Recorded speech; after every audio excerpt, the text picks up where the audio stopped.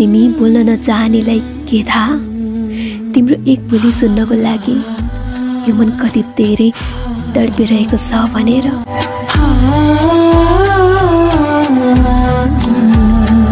तिम्रो व्यवस्थाले नै त हो आज तिमीबाट टाढा बनाएको मलाई।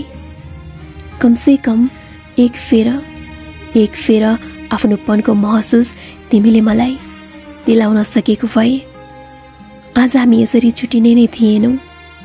तिमी उस्तै बिजी तिम्रो संसारमा अनि म पागल हरपल डुबिरहने तिम्रै यादहरूमा कुरिरहने तिम्रो एक कल मेसेज।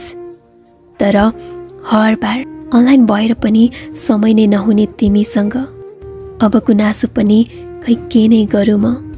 हुन त अझै पनि चेक गर्छु तिमी अनलाइन छौ कि छैनौ भनी, तर तिम्रो कल मेसेजको आश पनि लाग्दैन अब। तर तिमीसँग यति धेरै बोल्न मन लाग्दै पनि यसरी मन मारेर बस्नुपर्छ मैले कहिले सोचेको नै थिएन।